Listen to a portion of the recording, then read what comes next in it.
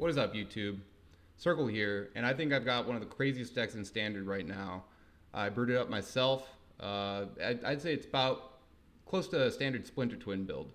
A little bit about me, if you'd like to know. It is my first video here on the channel. I go by the username Sorkul. I've played Magic the Gathering since 1999. Played a lot in the Bay Area. Took a little break over COVID, but afterwards I was Mythic ranked for 3 seasons in a row. But less about me, more about the deck that you came to see. So basically, the reason why I called this Splinter Twin is the primary engine of the deck revolves around Deep-Root Pilgrimage right here. So Deep-Root Pilgrimage says, whenever one or more non-token merfolk you control become tapped, create a 1/1 blue merfolk creature token with hexproof, right? And then we also have in the deck Forensic Researcher. It's a 3-drop untapped target permanent you control. So basically, the primary combo is you get a Deep-Root Pilgrimage out, and then you get 2 Forensic Researchers out, and then you have them tap and untap each other, and you can make infinite tokens as long as you don't rope yourself out. Now, I know what you're saying. Having 2 Forensic Researchers in play at the same time is going to be tough, and I agree. But when you can't have that happen, one of the best combos that you can have with it is if you get a Deep-Root Pilgrimage, a Forensic Researcher, and then a Molten Duplication. That's why this is kind of like Splinter Twin, because when you play Molten Duplication on the Forensic Researcher, if it doesn't have Summoning Sickness, you can then use that haste token to do the combo that I just talked about. Molten Duplication is a 2-drop, create a token that's a copy of target artifact or creature you control except it's an artifact in addition to its other types. It gains haste until end of the turn, which is the most important part about this card. Sacrifice it at the beginning of the next end step. Now, a couple things about this are really important. Number 1 is the haste, and number 2 is it's an artifact creature token. That's going to be important later. The other way that we can make this combo work is we have Saheeli in the deck. Saheeli is a 2-drop, Izzet colored, and you can pay Izzet, tap it, and create a token that's a copy of target creature or artifact you control, except it's an artifact. In addition to its other types, it gains haste, sacrifice it at the beginning of the next end step. Kind of the same thing as Molten Duplication, although it is legendary. And this will come into play with Summoning Sickness on Zone. So it's the slower way to get the combo, but if you've got this in play, you've got a really good value engine that works with the rest of the deck as well. So between Molten Duplication and Saheeli, now we have 5 copies of non-Forensic Researcher, but if you have a Forensic Researcher in play, it's going to give you the combo if you've got DRP, Deep-Root Pilgrimage. And then our fourth copy of Forensic Researcher, basically, is the new Planeswalker from Outlaws, Oko the Ringleader. And the big part about this is at the beginning of combat on your turn, Oko the Ringleader becomes a copy of up to 1 target creature you control until end of turn, except he has hexproof. So Oko can copy Forensic Researcher, and as long as you didn't play him that turn, because he'll have Summoning Sickness as a creature, you can do the same combo. And the nice part about Oko is you can actually execute the combo faster because Deep-Root Pilgrimage only cares about non-token merfolk creatures coming untapped. So Oko technically is not a token, so every time you tap and untap, you're getting 1/1 instead of 2 iterations for 1/1/1. It saves you time. Another great reason why Oko is in the deck is it combos with a lot of other stuff, as you're going to see in a little bit. And not only that, it makes Elks, which we like. It helps us filter the deck at the +1, and that gives us card selection, which is really important for a combo deck like this. And then, you know, it's -5. We're basically never going to get there because we're going to be making a lot of Elks with this guy.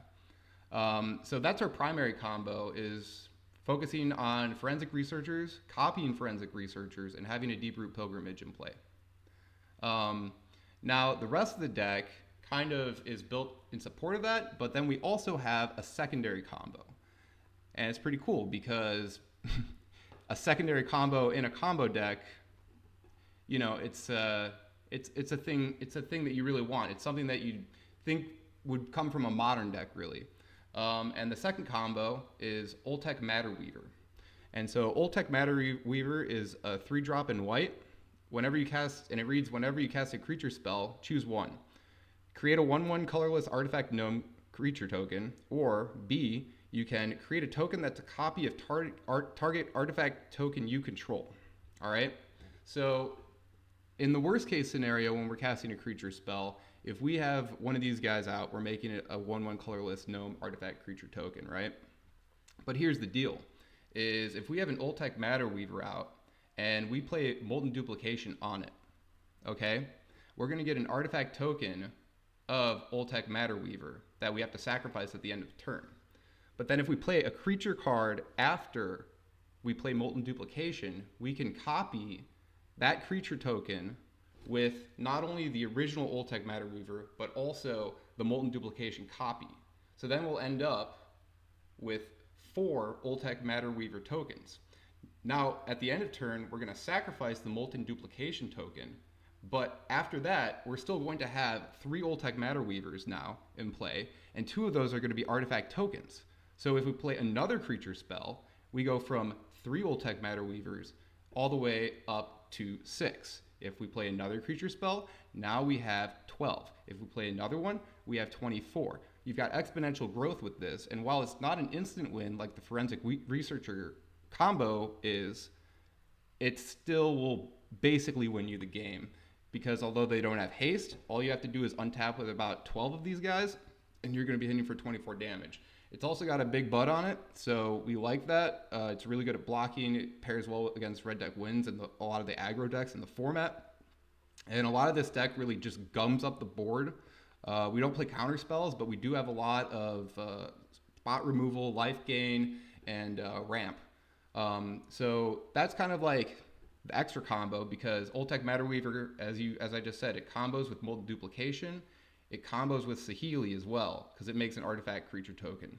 So we've got that, and then we can also just make an extra one of it with Oko anytime that we're going to play things. The one thing you have to be careful of is you want to activate the Oko Planeswalker abilities before the beginning of combat, but when you turn into a creature. And the other synergy with Ultech Matter Weaver that we have is Sandstorm Salvager. So as you might have intuited, at this point, we're going to be making a metric load of creature tokens in this deck. Sandstorm Salvager, when it's a 3-drop in green, and when it enters the battlefield, you create a 3/3 colorless golem artifact creature token. Its second ability, outside of the ETB, is 2 colorless, tap it, and you put a +1/+1 counter on each creature token you control.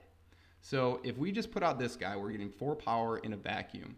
But if we have an Ultech Matter Weaver in play as well, now instead of making 1/1 colorless gnome artifact creature tokens, we can make a copy of that 3/3 golem, and then every turn, in conjunction with that, Sandstorm Salvager is going to be pumping those 3/3s up every turn by +1/+1, which is pretty good. And so, yeah, that's pretty darn good.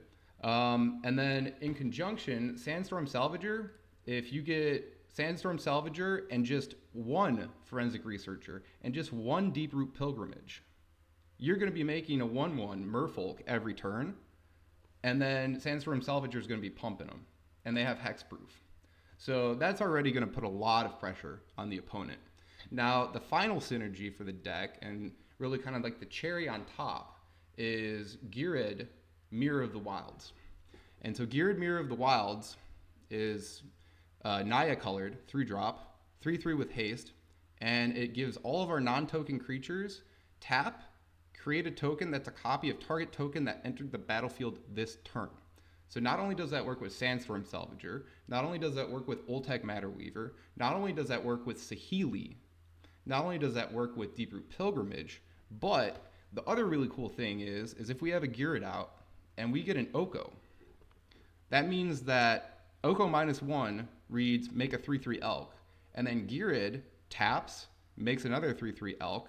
Oko can copy any other creature you have on the battlefield, make another 3/3 elk. So that's 3 3/3 elks, and then you had to have another creature to copy other than Geared, obviously. So you have that other creature tapping to make a 4th elk. So Oko literally with just Geared, Oko, and 1 other creature, you're getting 4 elks every turn. That's insane. That's 12 power. on a -1. And that's really why we're never going to be ulting Oko, is because you're going to make a lot of elks and, take damage on him. He's really a combo piece in this rather than a standalone planeswalker. Anyways, yeah, so Girid, he makes our mana dorks and combo pieces that aren't, outright comboing at the time, because it really, with this deck, it depends on which half of the deck you draw. There's 2 main combos and a lot of synergies that go with it that will win you the game as well.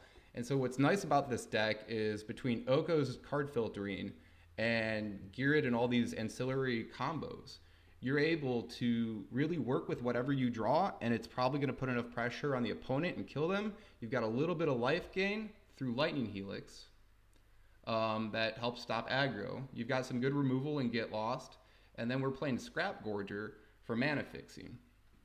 And the thing is with Scrap Gorger, it's also a little bit of graveyard hate.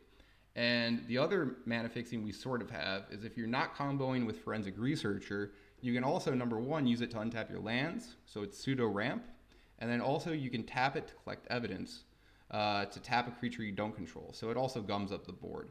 The main weakness to this deck is probably flyers. The new Slick Shot Show Off red flyer, that's a little bit of a problem, but that's why we have the Lightning Helix and the Get Lost. But yeah, outside of that, the mana for this deck is a little wonky. We only play 1 basic. We play a lot of the fast lands because, as you notice, we only have 3 cards in the deck that are 4 mana. So, and those are the Okos.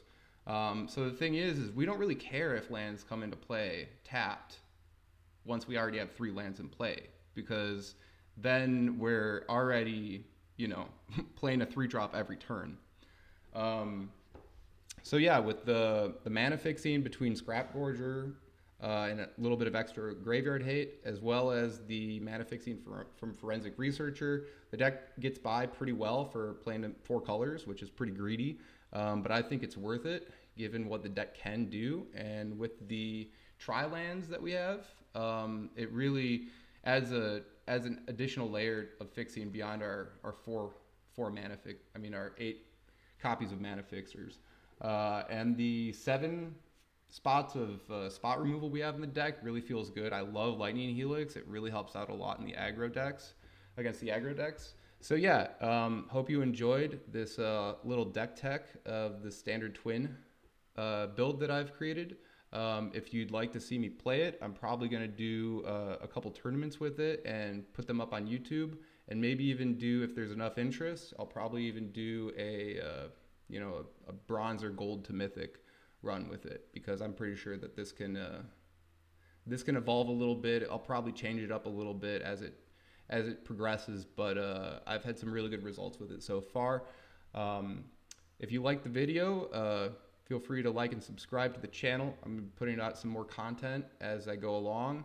But yeah, I came up with this deck and I figured I had to share it with you guys. So I hope you liked it.